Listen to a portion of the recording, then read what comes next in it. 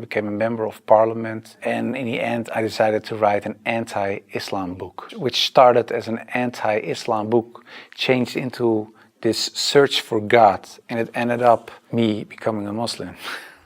How was your life in regards to faith? What did you believe in? Before I was a Muslim, I was a Protestant Christian from the Reformed Church. We read from the Bible, we all got biblical names, we were all baptized, we went to church, etc., etc. So we're pretty Christian in that way, in that sense. Of course, I believed that there is a creator, I believed in heaven, hell, I believed in angels, revelations, and of course what separates the Christians from the Muslims is that I believe that Jesus Christ was the Son of God. Yeah, in a more philosophical way, I believed he was God himself, of course. I believed in the resurrection and crucifixion of Christ, of course, and I believed in the atonement. But because the Trinity is a very complex concept, whether you believe it or not, it's still very complex, because if there is a God in the Bible, it says God is eternal. But if you are eternal and you die, you cannot be eternal, immortal at the same time. So there was something when I was a little older, 16, 17, I started questioning things like that. It's not very logical. I talked to many priests, preachers, even rabbis, and the answers I got weren't very satisfying. That made it for me kind of complex, and in the end I had some doubts about stuff like this, but I said, well, I set it aside and I thought, okay, I just believe it, and perhaps I'm not smart enough to get the whole picture. And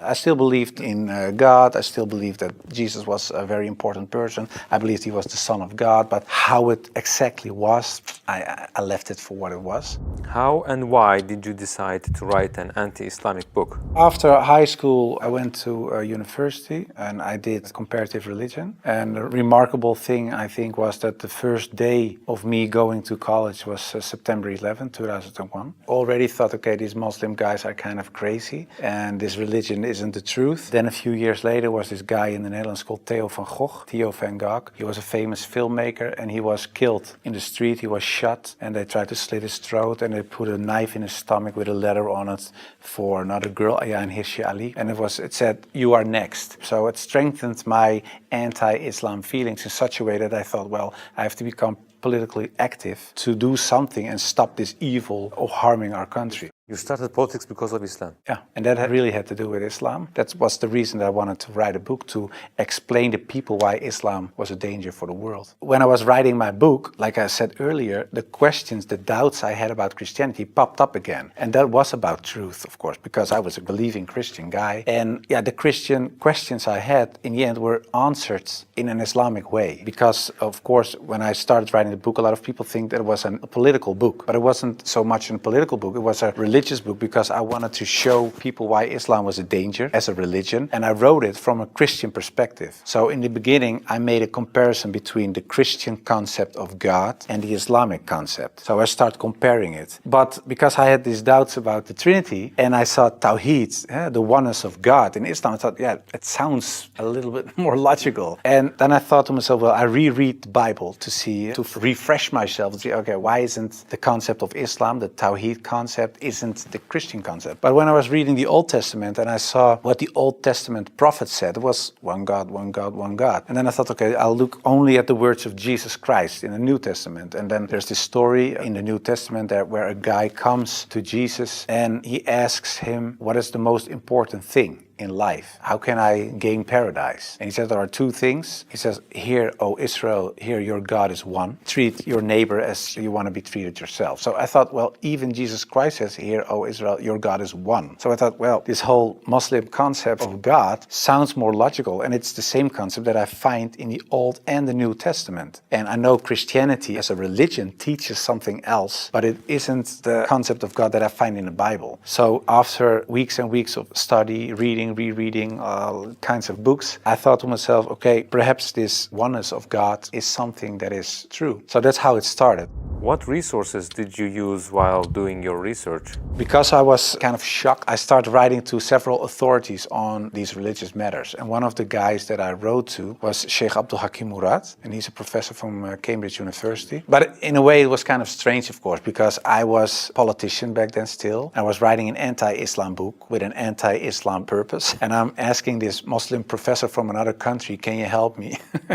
So I told him I'm writing a book. I have a lot of questions. So I was very plain why I thought, why is Islam promoting terrorism? Why is anti-woman? Why is anti-Christian? Anti-whatever. After, I think, 6 weeks, he sent me a very extensive email. And he started explaining, directly answered a lot of my questions. But he also told me, you have to read this article, read this book, read that book, ask this person. And so he was very extensive in his way of explaining. But in the end, after I read all these books and articles and made a comparison between prophets from the Old Testament with Muhammad, peace and blessings be upon him, I had no arguments anymore to say they are prophets and he is not. And I thought to myself, well, if I accept Moses on these grounds and I cannot accept the prophet, then there is something else. So I thought, why don't I think he is a prophet? And I thought, oh, perhaps because he had many wives. But then again, when you look at Solomon or you look at King David, Abraham, there are a lot of people in the Old Testament that had more wives. And when you look at even outside of the religious books, culturally in Europe, in Africa, Asia, everywhere, there were men with several wives for several reasons. So I thought to myself, well, that cannot be a reason either. So one by one, all these reasons fell. And then in the end, I thought, well, I have to say all of them are not prophets. But I didn't believe that because I thought, well, the things they did, they said, the miracles that happened, etc., they were confirmed in what they said and what they did. So they are. And then I said, well, then I have to accept that Prophet Muhammad perhaps is a prophet too. So I was doubting it. So first I thought, well, it's the most evil person I know because of the history. Then I said, well, perhaps it's not that evil, but he's not a prophet. And in the end, I started doubting, perhaps he is a prophet. Yeah, that took, of course, me reading a lot of books again. And the one thing that I think was very wise of Abdul Hakim Murad to say was, he said, well, the books you read about with the anti-Islam arguments are written by non-Muslims. He said, if you want to know more about Christianity, you don't read books from atheists. You start reading the books from the Christians. Why do they believe this? What are the arguments? So he said, you have to do the same with Islam. So start reading Islamic books from Islamic teachers, from Islamic scholars, etc. And then you can see, if you compare the books on the same topic of people who are Muslim and wrote those books and non-Muslim, you can see where they took the wrong turn, where they translated words in the wrong way, sometimes perhaps even not on purpose, but just because they didn't know, where things are added, where things left out of it. So, and in the end, you see there's this other religion almost created because of all these things. And that's what I did. And that's what I also did with the life of the Prophet, because I read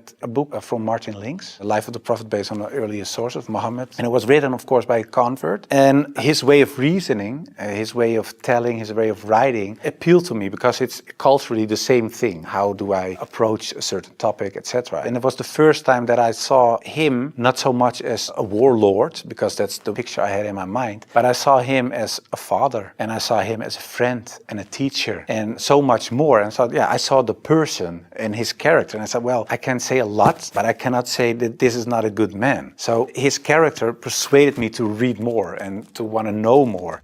What surprised you the most while doing your research? The story about Hind, there was something that, like a switch, like I had to change. And it was because I thought Hind was the wife of one of the enemies, Abu Sufyan. And in a way, they gave money to kill Hamza, the favorite uncle of the Prophet. And that was what happened on the battlefield. He got killed. They even paraded with his ears and cut off his nose and horrible stuff. So the Prophet was deeply sad, of course, of what happened. And years later, he became powerful. He came in power in Mecca. And then there was Hind. And I was reading this book and I thought, okay, now she gets crucified or her head gets cut off or something like that. But he said, well, I cannot look at her right now, but everybody is forgiven. And if you want to stay here and live among the Muslims, it's possible. If you don't want that, you can go. But bloodshedding is over now. And I thought to myself that she was forgiven. If you can forgive someone who kills a relative, especially a favorite uncle of you, even starts parading with parts of his body to show other people that she humiliates you and whatever you stand for, that means you have such a great character. It's very special. It's something you don't see. And that's what he did. So I thought to myself, well, it was a really special guy. And when I thought that, I thought, well, I have these arguments for him being a prophet. I see his character. I see the way he treated other people. I see how he treated his enemies. I think he is a prophet. But then I thought to myself, whoa, that's horrible. Because I already accepted this oneness of God. And now I say he is a prophet. If I say there is only one God and Muhammad is his prophet, prophet. That's almost shahada. So I thought to myself, okay, let's close the books. Stop. This is going in the wrong direction. And of course, I wasn't that anti-Islam anymore because of what I read, what I saw, and what I experienced. What I tell you now, it sounds a little like a fairy tale, but it really happened. In the end, there were all these books at the table. And when I had this feeling of, yeah, okay, this is shahada in a way, I thought, well, I put all the books away and I put the books on the highest shelf. But there were so many books that a lot of books fell off the shelf. And one of the books that fell off the shelf was the Qur'an. And when I picked it up, my hand was on a page with Surah 22, Ayat 46. And it says, it's not the eyes that are blind, but the hearts. And I thought to myself, that really is my problem, because it wasn't the eyes. I really could see what I written down myself. Nobody forced me to write this book. Nobody said you have to write this or that. I started writing myself, and I could see it with my own eyes, but I still couldn't accept the fact that I said he is a prophet, there is this one God. I just couldn't. So it wasn't my eyes that were blind, but it was really my heart. I couldn't accept it. I think my nafs or whatever, my ego, I couldn't accept it. And I said, well, God, I don't care if it's the God from the Bible or the Quran, give me a sign or something so that I 100% sure know this is the way. And I went to bed, but when I woke up, I felt very secure in myself. I really felt very secure. I've never been more secure about anything else. The whole anxiety or the whole doubting issue, it disappeared like snow for the sun. And I thought to myself, well, I think I'm a Muslim. Well, and then of course I had to tell other people. What was the reaction of the people around you when you became Muslim? A lot of people, especially some uncles and aunts, it was kind of a shock. They heard it when it was on the news. I told my mother, and my mother started crying. And my wife was pretty open. Yeah, she was very cool about it. She said, well, if Islam is what you really believe and that's in your heart, who am I? And yeah, some people from my old work were